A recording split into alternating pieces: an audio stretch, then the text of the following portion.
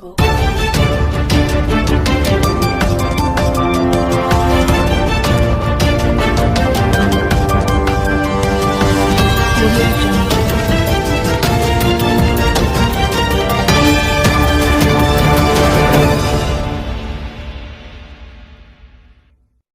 Video को like करें, हमारे चैनल को सब्सक्राइब कर बेल आइकन जरूर प्रेस करें हमारी लेटेस्ट वीडियो सबसे पहले देखने के लिए। और मेरी ये बड़ी खुशकिस्मती इसलिए है, यहाँ पर हमारी इज्जतदार माँ और बहनों ने पूरे तमिलनाडु में बल्कि पूरे इंडिया का यहाँ पर उन्हें शाहीन बाग बनाया था। मैं सबसे पहले उन तमाम हमारी इज्जतदार माँ और बहनों को मुबारकबाद देता हूँ, उनका शुक्रिया अदा करता हूँ कि उन्होंने एक तारीखी काम यहाँ पर किया। और जो शाहीन बाग आपने चेन्नई में बनाया था, उसकी गूंज, उसकी पॉपुलैरिटी, उसका मैसेज, उसका पैगाम न सिर्फ पूरे तमिलनाडु में बल्कि पूरे इंडिया में आपने बहुत पॉजिटिव और स्ट्रांग मैसेज दिया। मैं सलाम करता हूं उन तमाम हमारी माँ और बहनों को जिन्होंने यहाँ पर लेडीज का, खवातीन का प्रोटेस्ट CAA NPR और NRC के खिलाफ प्रोटेस्ट किया। ये बहुत बड़ा काम आपने किया, बल्कि आपके इस प्रोटेस्ट से तमिलनाडु में ADMK की हुकूमत को आपने हिला के रख दिया, दिल्ली में मोदी की नींद को आपने खराब करके रख दिया। ये बहुत बड़ा काम आपने किया। इसी सिलसिले में मैं हमारी माँ और बहनों को, हमारे दोस्तों को ये बात बताना जरूरी समझता हूँ कि जब लोकसभा पार्लियामेंट में CAA का कानून नरेंद्र मोदी की हुकूमत ने लाया था, तो आप तमाम ने देखा कि मजलिस-ए-इत्तेहादुल मुस्लिमीन की जानिब से हमने CAA कानून के खिलाफ प्रोटेस्ट किया, उसके खिलाफ वोट दिया और पार्लियामेंट के जरिए पूरे कंट्री को, पूरे मुल्क में हमने बता दिया कि CAA का कानून मजहब की बुनियाद पर बनाया जा रहा है, ये हमारे मुल्क के कॉन्स्टिट्यूशन के खिलाफ है, ये अनकॉन्स्टिट्यूशनल है। और मजलिस-ए-इत्तेहादुल मुस्लिमीन की तरफ से मैंने पार्लियामेंट में इस CAA कानून को काला कानून, ब्लैक लॉ बताकर मैंने उस कानून की कॉपी को पार्लियामेंट में फाड़ दिया। मेरे अजीज दोस्तों और बुजुर्गों, ये अनकॉन्स्टिट्यूशनल कानून है जो BJP और ADMK ने मिलकर बनाया है, और ADMK ने इस कानून के बनाने में तायीद भी की। दूसरी बात, मैं हमारे भाइयों को, हमारी माँ और बहनों को बताना जरूरी समझता हूँ कि जब लोकसभा में CAA कानून का बिल पास हो रहा था, तो मैंने उस कानून में अमेंडमेंट्स पेश किए, तरमीमात को पेश किया, और मैंने उस अमेंडमेंट्स में यह कहा कि इस CAA कानून को रिलीजन से नहीं जोड़ना चाहिए, मजहब से नहीं जोड़ना चाहिए। और मैंने कहा कि रिलीजन का नाम निकाल दो, जो कोई भी भारत में आकर गरीब है, लुटा पिटा है, चाहे वो बांग्लादेश का, हमारा पाकिस्तान का, अफगानिस्तान का हिंदू या सिख भाई हो, उनको आप बराबर सिटीजनशिप दीजिए, मगर रिलीजन के बुनियाद पर मत दीजिए। आपको जानकर अफसोस होगा और हैरत भी होगी कि जब मैं अमेंडमेंट्स मूव किया तो सिर्फ 9 लोग, 9 MPs सपोर्टेड माई अमेंडमेंट, सिर्फ 9 MP सपोर्ट किए और 300 से ज्यादा उसको अपोज किए।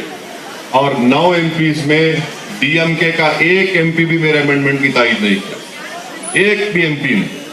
मैं क्या पूछ रहा था कि रिलीजन को इस CAA कानून से हटा दो आप। DMK के MP ने सपोर्ट नहीं किया, इनके अलाई पार्टनर कांग्रेस ने सपोर्ट नहीं किया। अब आप खुद फैसला करो कि आज DMK आकर आपसे वोट का मुतालबा करती है, आप वोट देने के लिए कहती है, आप पूछो उनसे।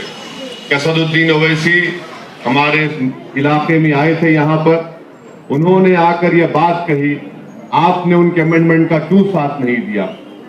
मैं सिर्फ एक अमेंडमेंट मूव किया, हमारे DMK और कांग्रेस पार्टी नहीं चाहती थी कि असदुद्दीन ओवैसी के अमेंडमेंट को सपोर्ट करके नरेंद्र मोदी को नाराज किया जाए, इसीलिए खाली लफ्जी तौर पर अपोज कर दिए। मैं अमेंडमेंट मूव किया था।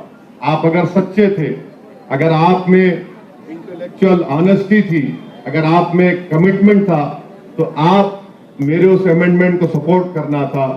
डीएमके और कांग्रेस पार्टी ने मेरे अमेंडमेंट को अपोज साथ नहीं दिया, ना उसके साइड में वोट दिया।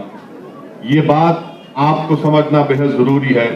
रहा सवाल एडीएमके का, तो एडीएमके इंशाअल्लाह ताला इस इलेक्शन में हारेगी, इसमें कोई दो राय नहीं, क्योंकि एडीएमके नरेंद्र मोदी जिस किसी को हाथ लगाते, जिसको हाथ लगाते उन्हें घर में बैठ जाता हूं।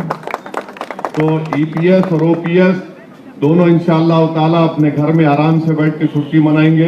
वो इलेक्शन नहीं जीतने वाले हैं, क्योंकि नरेंद्र मोदी को हाथ मिला लिए, इसलिए नरेंद्र मोदी से जो कोई भी हाथ मिलाता उनका हाल यही हो जाता है।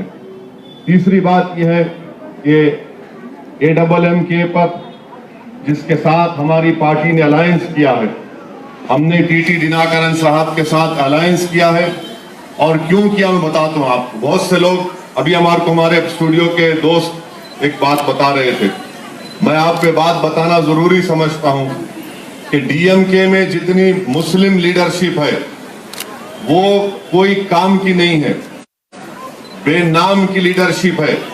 सिर्फ नाम के लिए उनको दिखाते, एक डॉक्टर मस्तान है खाली दिखाने को कि एक मुसलमान वहां पर है। इनकी कोई वैल्यू नहीं है डीएमके में, इनकी कोई इज्जत नहीं है। वो मैं क्यों कह रहा हूं, यही डीएमके के माइनॉरिटी प्रेसिडेंट हैदराबाद को मेरे पास आकर मिले और आकर बोले कि चेन्नई में माइनॉरिटी का कन्वेंशन है, आप ओवैसी साहब आना। हमारे लीडर स्टालिन आपको पर्सनल इनवाइट किए।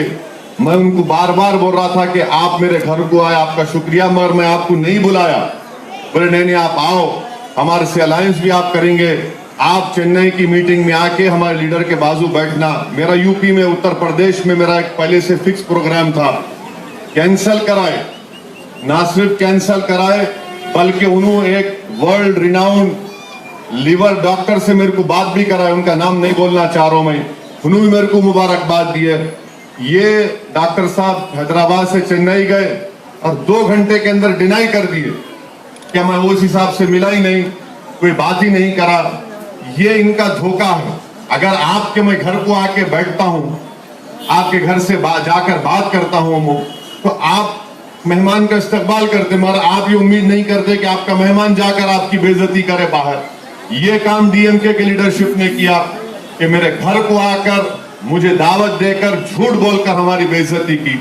बहरहाल उसके बाद हमारे पार्टी के जिम्मेदारों ने, वकील साहब ने, हमारे चेन्नई के प्रेसिडेंट साहब ने टीटी दिनाकरन साहब से बात की, मेरे को फोन पे बात किए और बोले कि साहब हमारी दिनाकरन साहब से बातचीत हुई।